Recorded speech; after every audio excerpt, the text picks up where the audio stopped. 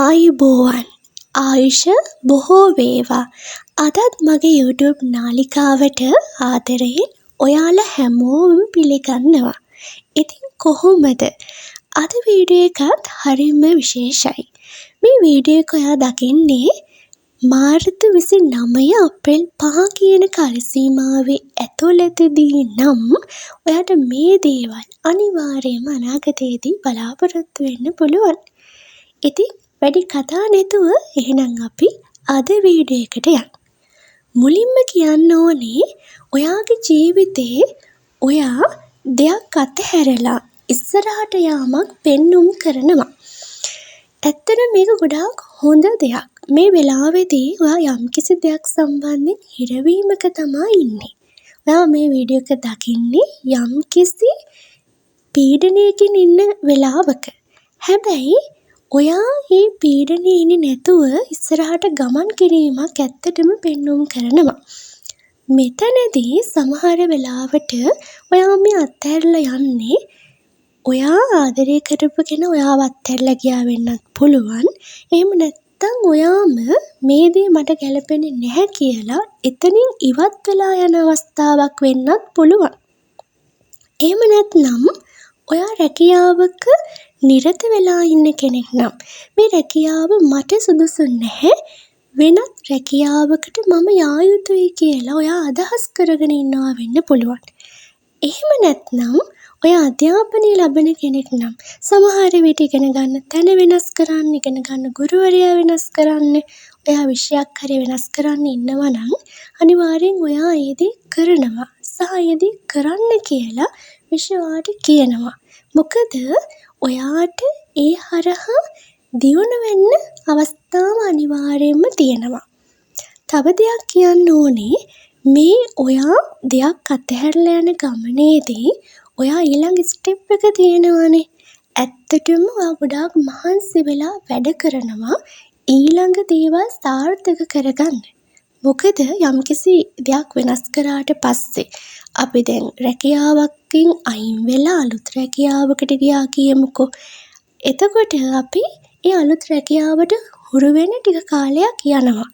විෂයක් මාරු කරා වුණත් මුල් කාලයේදී අලුතෙන් අපි ඒ විෂයට මහන්සි වෙන්න ඕනේ. ආදර ජීවිතේ වුණත් ඔයාගේ හිත හදාගන්න යම්කිසි මහන්සියක් ඔයාට දරන්න වෙනවනේ.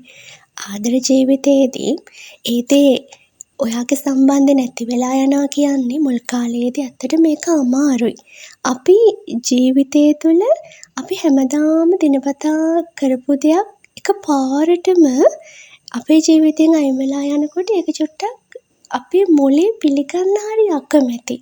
ආදරය කියන කාරණාවෙදිත් අන්න ඒ දේ තමයි සිද්ධ වෙන්නේ. අපි ආදරය කරන කෙනා අපි නිතර හමු වුණා වෙන්න පුළුවන්. එතකොට අපි යාට නිතර කතා බහ කරා එකපාර මේ හැමදේම නැති වෙලා යනකොට ඒක අපිට දරා ගන්න බැරි මානසික පීඩනයක් ඇති කරන දෙයක් වෙන්න පුළුවන්. සහ ඒක එහෙම තමයි. ඉතින් මුල් කාලයේදී ඔයාට මහන්සි වෙන්න වෙනවා මේ තත්ත්වය නැති කරගන්න. අපේ ජීවිතේ යම්කිසි දෙයක් වෙන්නේ මොකක් හරි හේතුවක් ඇතුව. ඒ නිසා කිසිම දෙයකට දුක් වෙන්න එපා. ඔයා මේ ගන්න තීරණය තුළින් ඔයාව අමුතුම මාර්ගයකට අරගෙන යනවා මේ යුනිවර්ස් එක. ඔයාව දියුණු කරන්න තමයි මෙන්න මේ තත්ත්වෙට ඔයාව යුනිවර්ස් එක හරහා ලක් කරලා තියෙන්නේ. ඒ නිසා බය වෙන්න එපා. ඔයා මේ අයින් කරලා වගේ ජීවිතෙන් අයින් කරලා දාන දේ සතුටින් අයින් කරලා දාන්න. සහ අලුත් ජීවිතයට සතුටින් ඔයා පියමන් කරන්න. ඒ හරහා ඔයාට දියුණු වෙන්න පුළුවන්. මූල්‍යමය අතින් ඇත්තටම ඔයාට දියුණු වෙන්න පුළුවන් මාර්ග මේ හරහා අනිවාර්යයෙන්ම උදා වෙනවා.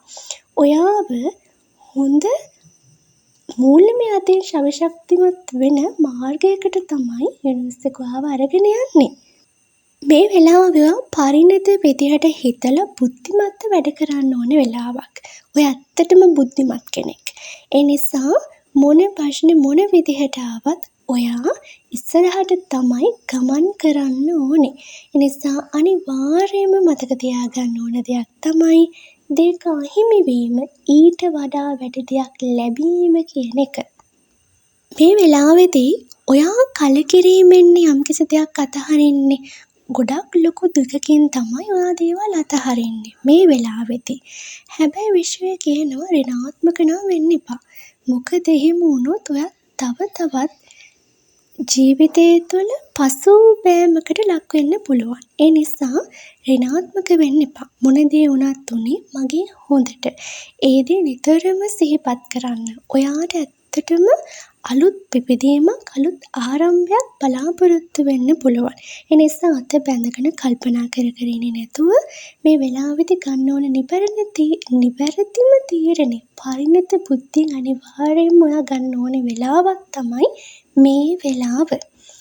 ඔයා මානසිකව වැටීම හරහා ඔයාගේ සෞඛ්‍ය තත්ත්වය යම්කිසි මට්ටමකින් පල්ලෙහාට වැටෙන්න පුළුවන්. ඒ දේ හොඳට ඔළුවෙන් හිතලා මේ වෙලාවට ඔයාට යම්කිසි දෙයක් සිද්ධ වෙලා තියෙනවා නම්, ඔයාගේ ජීවිතේ යම්කිසි දෙයක් ඔයා අතාරින්න හිතාන ඉන්නවා නම්, දුක් වෙන්නේ නැතුව අතෑරලා ඉස්සරහට ගමන් කරන්න. ඔයාට අනිවාර්යයෙන්ම හොඳ දෙයක් මේ විශ්වය දෙන්න බලාගෙන ඉන්නවා. විශ්වය කියනවා ඔයා පරිත්‍යාගශීලී කෙනෙක්. ඒ වගේම අනික් අය කෙරේ දයානුකම්පිතව බලන කෙනෙක්. ඔයා ආරි ආසයි තව කෙනෙක්ට උදව් කරන්න. මේ වෙලාවේදී ඔයා දුකටපත් වෙලා ඉන්න වෙලාවක් නම් මුලින්ම කියන්න ඕනේ ඔයා තව කෙනෙක්ව සතුටු කරන විදිහේ දෙයක් ඔයාට කරන්න පුළුවන් නම් ඒකම ඔයාට ආශිර්වාදයක් වෙලා ඔයාගේ මේ එන්න තියෙන අලුත් ආරම්භය ඔයාට ඉක්මනටම ලබා ගන්න පුළුවන් කියලා විශ්වය හරි ආදරෙන් ඔයාට මඟ පෙන්නනවා. ඔයාගේ ජීවිතයේ වුණු කරදර එක්ක ඔයා මේ වෙනකොට දැඩි තීරණ ගන්න කෙනෙක් විදිහට නිර්මාණය වෙලා ඉන්නවා වෙන්නත් පුළුවන්. ඒ කියන්නේ මනසින් නෙමෙයි තීරණ ගන්න ඔළුවෙන්. ඒ කියන්නේ කලින් වෙච්ච දේවල් එක්ක ඔයා මිනිස්සු ගැන හඳුනාගෙන තියනවා වෙන්න පුළුවන්. ඒ හරහා ඔයා ගොඩක් හිතනවා මම මොකක් කළොත් හොඳයිද කියලා. ඒ අනුව ඔයා මනසින් හිතන්නේ නැතුව, ඒ කියන්නේ හැඟීම් වලට වහල් වෙන්නේ නැතුව ඔයා හරි තීරණ ඔළුවෙන් ගන්නවා. ඒක ගොඩක් හොඳ දෙයක් කියලා විශ්වය කියනවා ඔයාට. ඉතින් හරි ආදරෙන් විශ්වය කියන්නේ ඔයාට මේ වෙලාවෙදී මොන හිතේ දුකකින් හිටියා වුණත් මේ හැමදේම විසඳෙනවා. ඉතින් විශ්වය අනිවාර්යයෙන්ම විශ්වාස කරන්න. විශ්වය විශ්වාස කරන හොඳ දේවල් කරන අයට අනිවාර්යයෙන්ම විශ්වය බලනවා මේ විශ්වයේ දෙවියන්ගේ අනිවාර්යයෙන්ම ආශිර්වාදය මඟ පෙන්වීම ලැබෙනවා. තව දෙයක් කියන්න ඕනේ. දැන් ඔයා දැඩිව තීරණ ගන්න කෙනෙක් විදිහට නිර්මාණය වෙලා ඉන්නවා වෙන්න පුළුවන්. මේ නිසා ඔයා වටේ ඉන්න අය ඔයා විනිශ්චය කරන්න පුළුවන්.